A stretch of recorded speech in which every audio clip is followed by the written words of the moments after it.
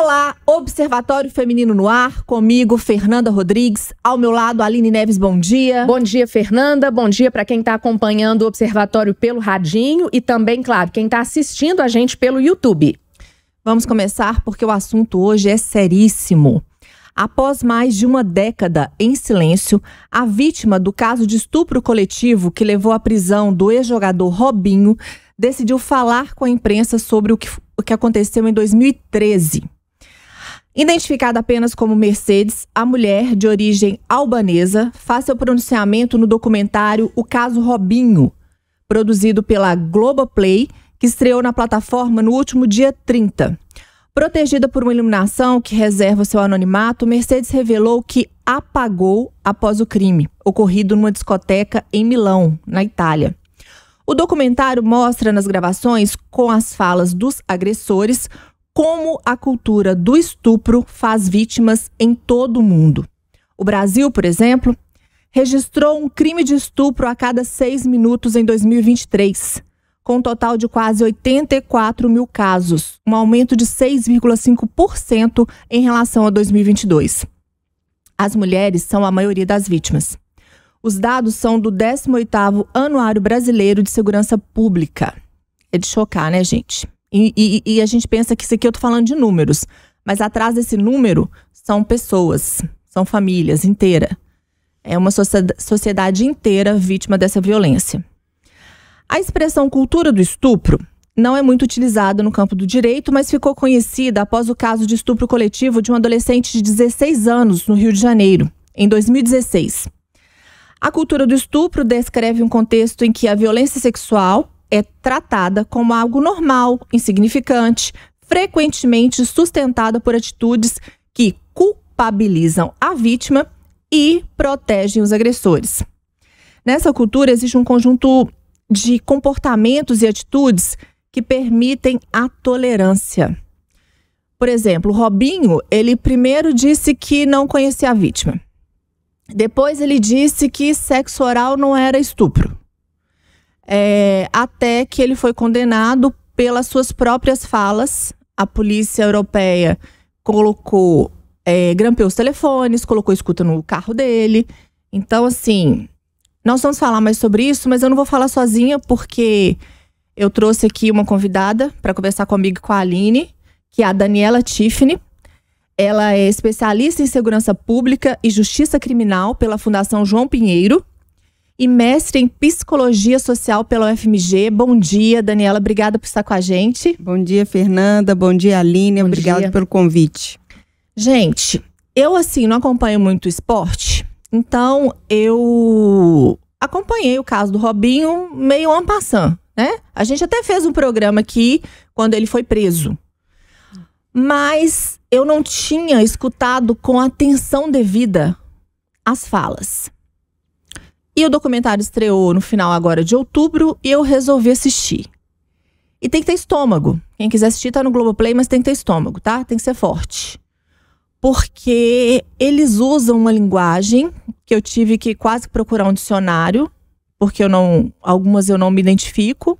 Quando ele diz, por exemplo, eu nem tirei a minha 12. Eu falei, mas 12? O que é 12, gente? 12 é metralhadora.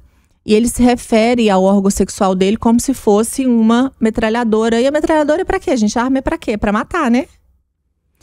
Então, assim, eu fiquei muito, muito, muito chocada. E é um assunto muito delicado, mas que a gente precisa falar sobre ele. Eu não sei se você assistiu, Daniela. Sim, é muito chocante. Um contexto, assim, principalmente o contexto de uma violência explícita, declarada, de uma vítima, e é importante dizer que é uma mulher que estava comemorando seu aniversário de 23 anos, né? E como que ela é vítima de 6 homens e, ao mesmo tempo, ela é colocada absolutamente num lugar de negação com relação à violência sofrida. Há um questionamento sobre o tipo, a prática, a performance, quem ejaculou, quem fez isso, fez aquilo, mas o contexto que aquela mulher sentiu, isso é completamente apagado numa perspectiva de que não houve uma violência ali, ou que se houve, isso não foi uma implicação deles naquela violência. E outra coisa que me chama muita atenção, tanto na performance, né, dos homens nesse contexto, assim, é que é muito mais para uma dinâmica entre eles enquanto amigos, que estavam ali festejando num bar de música brasileira, aquela mulher aparece e eles vão performar em cima daquela mulher. Eles desconsideram absolutamente quem é aquela mulher. Então ela está ali para atender a algo, a um gozo literalmente deles naquele contexto, né? E eu acho que é importante porque é toda uma dinâmica em torno da virilidade do futebol, mas que isso precisa ser pensado enquanto uma cultura machista mesmo que permeia vários aspectos da sociedade. Daniela, quando a gente fala de estupro, vem várias coisas assim na minha cabeça e coisas que, para mim, né, como mulher, são tão fáceis de entender e para muitos homens isso não é fácil de entender. Por que sempre, né, quase sempre, quando a gente fala de estupro, tem essa fala machista, essa fala patriarcal que a culpa foi da mulher, a culpa sempre é da vítima, ou ela não deveria estar no lugar que ela está, ela não deveria estar usando a roupa que ela está. Você, como estudiosa, né, por que isso acontece ainda na nossa sociedade? Culpar a vítima. Porque culpar a vítima é muito conveniente, né? Isso permite que o foco, inclusive, né, da imprensa, o foco, a opinião pública, as pessoas passem a discutir a vítima. E os homens, eles vão passando ali batido. Quando a gente pensa, né, na Netflix tem o documentário também da Elisa Samúdio. E é muito interessante, assim, quando vai falando também precisa também ter estômago. Uma coisa que é muito falada no julgamento do Bruno, do Macarrão, é que foi um julgamento da vítima. Um corpo ausente, todas as questões do caráter, da vida pregressa, das práticas, dos parceiros, isso é colocado em evidência para que esse outro ele possa passar assim, incólume, no máximo que ele foi tentado. E aí a discussão que se faz, inclusive, é pobre desses homens também que tinham uma carreira promissora pela frente, que tinham aí, né, um mundo inteiro, caíram numa bobagem. Inclusive tinham a própria mulher, porque todos eles, inclusive, tinham uma esposa, uma mulher, e de repente eles caem num deslize que estraga a vida deles. E aí eles ganham, né, uma condescendência, inclusive das mulheres, que passam quase a olhar para esses homens como alguém que foi encantado pela serpente. E isso é um mito, né, antigo da humanidade, né, e de que a tentação vem das mulheres, nós comemos a maçã. Então, desde o pecado original, nós somos aquelas que tentam os homens e tiram eles do mundo sublime. E a gente vem lutando para mudar isso há muito tempo.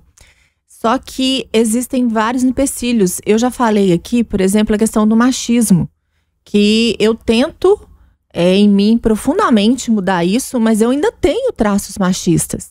Eu me pego às vezes, eu me policio, eu pelo menos agora consigo identificar. E existe um acolhimento por parte das mulheres desses homens, desses agressores, desses estupradores. E a gente vê isso também um pouco no documentário do Robinho com a mulher dele, que tá com ele até hoje, inclusive. A gente teve o caso do Daniel Alves. Sim. Então, assim, e outra coisa, no dia a dia aí, quanta vizinha você conhece? Né, que o marido vai lá, ou tem um amante, ou estupra, alguma coisa, e a culpa é da mulher, a culpa é da amante. Ela não tem nenhuma responsabilidade, nenhum compromisso com aquele homem, mas a culpa cai sobre ela. Por quê? Porque eu vou continuar aqui com meu marido, porque eu preciso ter um homem ao meu lado para me legitimar, porque a mulher que não tem um companheiro, tem algum defeito. E fica essa disputa, essa acusação entre as mulheres, ao invés da gente se unir para preservar a nossa vida. Eu tô falando de vida, gente. Elisa Samúdio morreu. Uhum. Né? Ela não tava nem lá, não tinha nem o corpo para se defender e estava sendo julgada. O mesmo aconteceu lá atrás, muito lá atrás, Ângela Diniz, o que foi aquele julgamento do Dock Street, né, que todo mundo já deve ter acompanhado, da Pantera aqui de Minas. Então, assim, às vezes, quando eu vejo um documentário como esse, eu perco a esperança, sabe, Daniela? Eu perco a esperança. Eu sei que a gente não pode desistir, Porque muita coisa que a gente vive hoje, que a gente consegue realizar hoje, se eu trabalho fora, se eu visto a roupa que eu quero, se eu tenho um trabalho, se eu tenho um microfone para falar, foi porque também outras mulheres não desistiram. Mas é difícil, né? É muito difícil, Fernanda, mas assim, eu não desisto, porque foi feita justiça, ele foi julgado em diferentes instâncias, ele está cumprindo pena no Brasil, mesmo vindo para cá, na expectativa, né, talvez, assim, de conseguir um fórum privilegiado. Assim, né, como outros jogadores também, eles tentaram ser contratados por outros times e dar continuidade à vida. E o movimento de mulheres não possibilitou isso. Aqui, né? Em Belo Horizonte também, as meninas do Galo. Exatamente. Da torcida do Galo. Então, assim, eu entendo que existe um avanço. Porque isso é emblemático, né? Assim, são homens que influenciam milhares de homens, milhares de crianças e outras mulheres, enfim. Então, assim, eu acho que é importante, quando a gente vê no futebol a discussão do estupro, a discussão do racismo, a discussão de temáticas que permeiam a nossa vida e que muitas vezes antes sequer eram faladas, como se aquilo não fizesse parte do mundo de futebol. Quando a gente vê que isso também desequilibra, inclusive, a questão contratual, financeira, a gente percebe que isso já não é mais passado incólume. E eu acho que é muito importante a gente pensar assim, que o homem, ele ainda é uma referência. E nós, mulheres, também desenvolvendo a nossa subjetividade a partir desses homens. Inclusive numa lógica de que a mulher que o homem escolhe para casar é uma mulher que está ali, em alguma medida, numa casta superior daquela que ele escolhe só para aproveitar.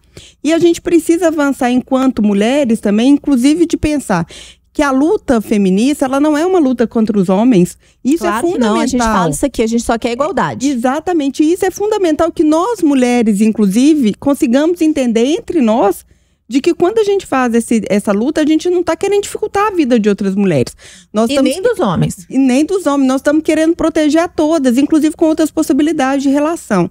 Agora, eu acho que é importante marcar também, assim, inclusive para os homens negros, porque o sistema punitivo, ele sempre vai recair de uma maneira mais firme com relação aos homens negros. Então, esses homens negros que têm ascensão social e que muitas vezes entendem que a ascensão social ela não é nem financeira, mas é poder entrar no imaginário em que tudo é permitido, porque os homens querem ascender financeiramente para poder tudo. Isso também não vai ser permitido para eles. E aí é importante que os homens negros, em espaços de poder, de ascensão, eles também repensem as práticas deles, porque senão eles vão continuar servindo de exemplo para algo que a gente nem deveria mais estar discutindo. Lembramos o ministro também. Exatamente. E falando em Robinho, né, Daniela, nesses jogadores de futebol, Robinho, Daniel Alves, o goleiro Bruno, eles eram ídolos, né, e ídolos de muitos meninos, né, de muitos meninos que queriam ser jogadores, goleiros também. E eu acho que a gente tem que começar a combater essa violência contra a mulher, a violência, né, que é o estupro, a igualdade que a gente tanto fala aqui, com os meninos mais novos principalmente, porque eles que vão ter que mudar, né, que ter outra consciência para tudo melhorar. Eu fico imaginando quantos jovens, quantas crianças, né, o Robinho atingiu, né, com as jogadas dele, com os gols dele, com as redes sociais. Pedaladas. Com as pedaladas, né, e quanto isso teve que ser muitas vezes, né, quem tem o pai ou a mãe lá falando, filho, o Robinho, ele foi acusado, ele foi culpado por um estupro, né, de uma mulher. E aí isso, o mundo da criança às vezes até cai, assim, né, porque é o meu ídolo que tá ali. E o meu ídolo, ele não é mais ídolo agora, porque ele cometeu, sim, uma violência. A cabeça desses meninos mais novos também, eu acho, né, na minha opinião, como eu falei, elas têm que ser mudadas já, a partir de agora, né, Daniela? Com certeza, assim. Ou então eu falo que eu acho que a gente tem que, porque a gente aposta muito na educação, mas a gente tem, às vezes, que perceber o quanto que nós temos que ser educados também. Eu tenho uma filha de 4 anos, vejo a convivência e vejo que às vezes eu não posso estragar, porque eu vejo que essa geração também está vindo com uma capacidade de viver, com a inclusão, com a diversidade, que foram temáticas que a gente discutiu muito e que hoje são questões absolutamente, assim, do convívio dela, né? A aceitação para pessoas que amam mulheres, amam homens, são de religião diferente, tem uma diversidade. Nós precisamos nos educar para que os nossos preconceitos não atrapalhem isso, para que a gente não fique nessa máxima do quais são as prescrições de gênero, o que pode, o que não pode, ou quando essas crianças estiverem interagindo, tratar o menino como o pegador e a menina como aquela que tem que ser recatada. Então, nós também temos que nos observar nesse comportamento. Óbvio que tem uma educação formal, mas eu acho também que a gente precisa entender, porque a gente achava que era falta de informação. Hoje nós temos informação de sobra em todas as plataformas e continuando tendo práticas absolutamente primárias. Entender quais são os mecanismos também que têm dificuldade de se ajustar para que isso que a gente está defendendo, debatendo, possam ser assimilados como práticas, de fato, de uma convivência, de uma vida melhor para todos e todas. Porque me parece que a gente ainda tem uma lógica de aniquilar os outros, de querer tirar essas discussões. Para que a gente vai ficar discutindo machismo, racismo, como se isso fosse um mimimi, uma frivolidade? Nós precisamos incorporar isso como uma temática fundamental para a existência humana, para a democracia, para a possibilidade de igualdade, desenvolvimento social, econômico, político, enfim. Então, isso não são pautas que vieram para passar, isso são pautas que têm que permanecer para que a gente mude práticas e relações profundamente. Eu acho que isso é uma questão assim, que a gente precisa que todas as pessoas que estão nos escutando, nos vendo, entendam que isso não são pautas teóricas, isso são pautas de vida pela defesa da vida das pessoas e do bem-estar social. E aí a gente tem uma audiência masculina maravilhosa. A gente queria dizer que ir sozinha é mais difícil. A gente precisa dos homens. E aí eu falo para parar de passar pano pro seu amigo. Assim, sabe no boteco que você tá conversando ali, que ele fala absurdos sobre mulheres? Vamos corrigir, vamos dar palestrinha, sabe? Grupo de WhatsApp de homens, de futebol. A mulher colocada lá como objeto. Vamos ser chato? Porque assim, vai ajudar demais. Você tá salvando vidas fazendo isso. Parece que o que eu tô falando aqui é simples, mas não é. A gente tá falando aqui sobre uma taxa de feminicídio absurda que o Brasil tem, onde mulheres são mortas porque são mulheres. Só por isso. Porque não se entende que a gente é um ser humano. Como no caso do Robinho, onde 6 amigos estão ali disputando entre eles quem fez o quê ou deixou de fazer o quê. Em nenhum momento a situação da mulher é levada em conta, a violência que eles fizeram. A própria esposa do Robinho também duvida e culpabiliza a menina. Por que só foi denunciar agora? Né? Por que bebeu tanto? Por que estava ali? Essas perguntas precisam mudar, né? Tem que ser assim, por que você fez isso? Né? Qual autorização você tinha? E mais uma vez a gente reforçando que não é não. Às vezes, você já começou a ficar com a menina, a partir de agora eu não quero. Acabou. Não quer, acabou. Não quer. Não tem essa mais, que aquela máxima, não, quando fala que não é porque tá querendo. Não, quando falou que não, é não mesmo, gente. Então, assim, eu queria agradecer, né, a Daniela, a Tiffany, que tá aqui com a gente, por ter reservado um tempinho para falar sobre esse assunto. Eu acho que é mais uma ação que a gente pode ter, que é falar, a gente precisa falar. Nós somos caladas durante muito tempo. E queria que você falasse um pouco, deixasse um pouco uma mensagem para quem está nos ouvindo, né? Sobre a responsabilidade que a gente tem com o outro e principalmente com as mulheres. Fernando, uma coisa que me chama muita atenção é que muitas vezes, para sensibilizar os homens, a gente tem que falar para eles assim, imagina se fosse a sua filha. Imagina se fosse a sua mãe, né? A gente sempre tem que pensar, trazer isso para um campo próximo. E eu acho que o grande desafio que a gente tem é pensar que nós somos filhas, que nós somos mães, que nós somos mulheres, de todos. E assim, isso, ser de todos, não significa que nós estamos aqui a deleite de todos, mas que nós temos que ser respeitadas e protegidas por todos.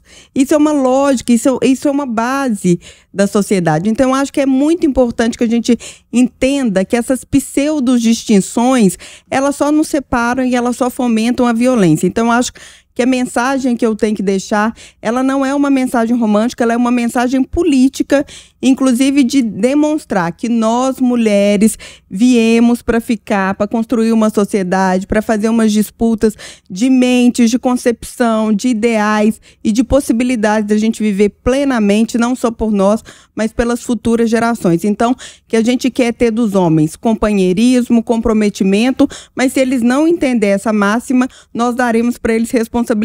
Nós não estamos mais na época da anistia. Nós queremos que os homens sejam parceiros, mas se eles não compreenderem por essa lógica, nós vamos exigir que eles se responsabilizem pelas práticas que ainda nos agridem.